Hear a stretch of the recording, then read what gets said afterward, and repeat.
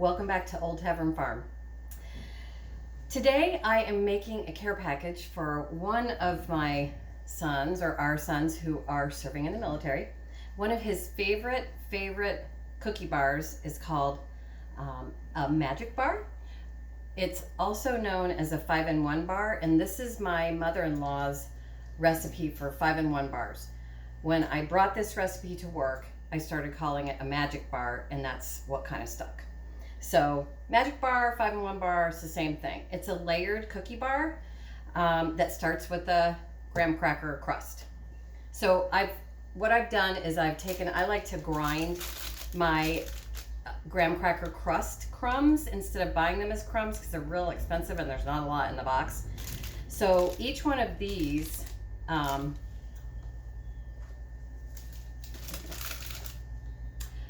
graham crackers like this, each one of these equals a cup of crumbled graham cracker crumbs, okay? So I have already done two of them, and that's what's in my food processor, okay? I did some of the whizzing beforehand because it's kind of loud and it's probably not much fun to listen to on a video, so throw those away. All right, so what we're gonna do is it's already ground up. We're gonna take our 2 packages of graham crackers, whiz them in your food processor, and then you've got kind of a dusty, kind of powdery business going on here. Then I'm gonna take 1 cup, so that's 2 cups. If you get pre-ground graham cracker crumbs, it's 2 cups that you want to use, okay? Then I'm gonna take my top off, and I'm gonna add 1 cup of white granulated sugar. Pour that in, and I'm just gonna let the machine do the work for me. So plug your ears, and I'm just gonna whiz that in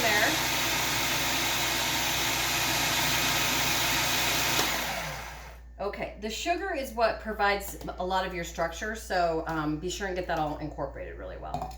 Then, much like our basil pesto technique, we're gonna take some fat, in this case butter. Use butter because it's got more holding power. Once you chill it down, it holds better. So I'm gonna put this back on, and I'm gonna drizzle the butter into here. Letting the machine do the work for me.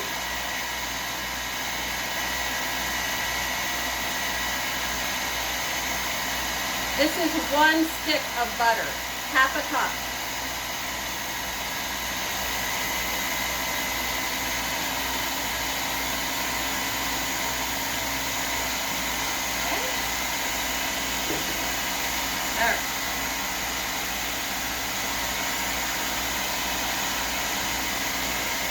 And then you're just gonna let it process. That's dust coming. It's not smoking, I promise. It's not on fire. It's not a dessert fire. It's dust from the crumbs of the cookie. Okay. So then, I'm coming up with this bit of graham cracker crumb that you can mash together. All right. Now, if yours turns out a little dry, you can always add a little more butter. Just like go by the tablespoons, like a couple of slices of butter, melt that down, run it in. Just run it into but this formula should work out fine for you. I've done it 3 times in the last 12 hours. So I've tested it. So I'm just gonna set this aside, and I'm gonna move my Cuisinart aside so I can show you the next step of magic bars, okay?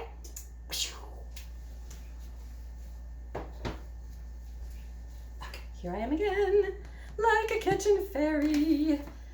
One more time. I wish I had a bigger counter, but I don't have a bigger counter, so I gotta work with what I got. All right, so now, what you're gonna do is you're going to get a pan that's roughly 9 by 13, 8.5 by 12, something like that. This pan I have right here, this little aluminum pan, is one that I just got at Walmart. They're like 98 cents. There I go at Walmart again. This pan is 12 1/4 by 8 inches roughly by 2 inches. So I'll let you look at that.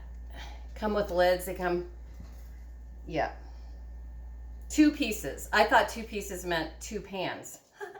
It's a pan and a lid, just in case you didn't know. So anyway, I like to use these aluminum foil for these at home because I can just chill them down overnight and just peel that pan away from the bar and start cutting them. So I'll show you that in a minute. All right, so you're gonna press that graham cracker crumb mixture down into your 9 by 13 pan, and you're gonna bake that at 350 for 12 minutes, okay? Take it out, let it cool. And that's where I've gotten to at this stage in the game, okay? I've taken it, baked it, taken it out, and let it cool. All right, then here comes the fun part.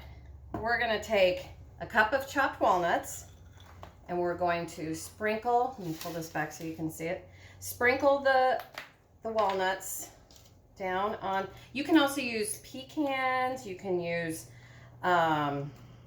almonds, you can use whatever kind of nut you like. You can use macadamia nuts if you got really deep pockets.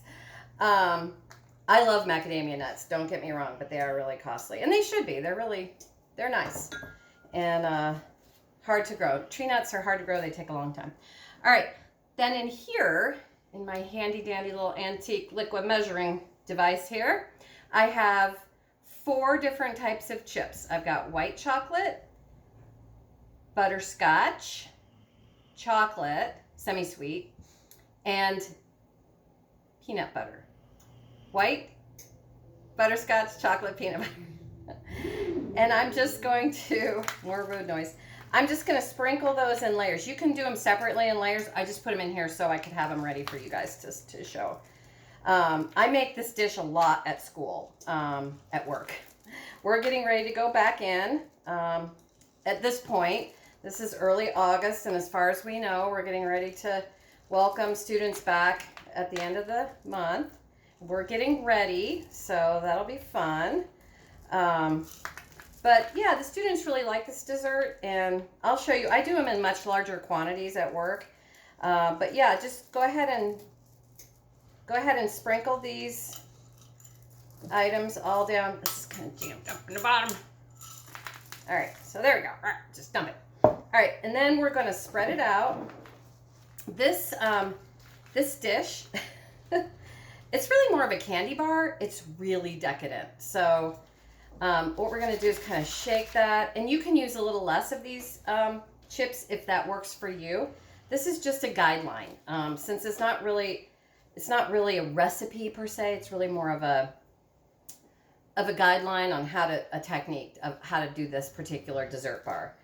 Kind of scooch everything to the edge, and then I'm going to take a cup of coconut, and I'm going to sprinkle it. And you can, oh my gosh, there's so many people that don't like coconut. Can I just tell you? It's like a camp.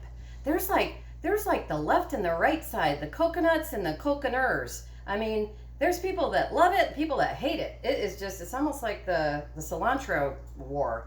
Some people love it, and some people think it tastes like dish detergent, but or soap or something like that. Anyway, you can leave the coconut off if you want. Don't not make this because you don't like coconut, or your spouse doesn't like coconut, or your kids don't like coconut. Find something you do like and put on the top of here. Or don't, just leave it off. It's fine. Have a 3-in-1 bar. Have a 2-in-1 bar. It's just a technique.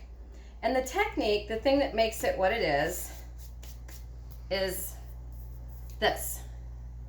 Sweetened condensed milk. Okay?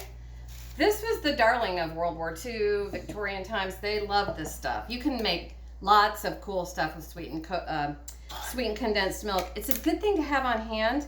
You can make hot cocoa with it. Use this as your sugar component. I mean, there's just a million things you can make with it. I think they might have recipes on here. No. I just buy the cheapest one I can because I'm cheap. All right, and then you just pour it over. And there's no rhyme or reason. Just try to get every single nook and cranny, all the corners. And be sure and spray this pan before you proceed with any of the baking or any of your crust, any of that stuff. Okay. Now, there are parts of this that I didn't quite reach. I'm gonna grab my spatula here. I got new spatulas. I got 2 now. I got 3 now. And if it goes over the edge, who cares? Because you know why? Because I have this pan underneath. These aluminum foil pans are great, but they are not very strong. So I like to put all of my heavy desserts like this on a carrier pan that like this, so that I don't end up with a mess in my oven taking it out. Bends, it twists. So, all right, so that's what you're left with, okay? High-tech stuff here, people. All right, then you're gonna bake this at 325 for 20 minutes at least, until the top is just lightly golden brown. Then you're gonna take it out and you're gonna let it rest and cool. Then you're gonna put it in the refrigerator overnight. Don't try to cut it the same day that you make it. You gotta make it the day before, okay? That's another secret. So I'm gonna set this aside and I'm gonna show you what it looks like. So pardon me for just a minute, talk amongst yourselves. I'm gonna put this in the oven and I'm gonna grab the other pan.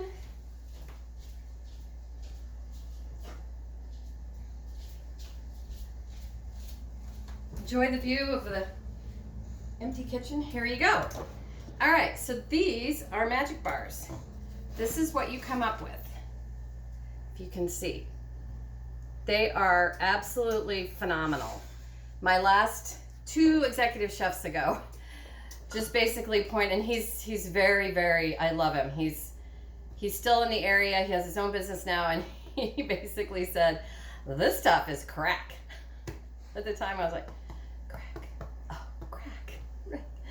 Anyway, they come nicely out of the pan. You do have to chill them overnight, all right?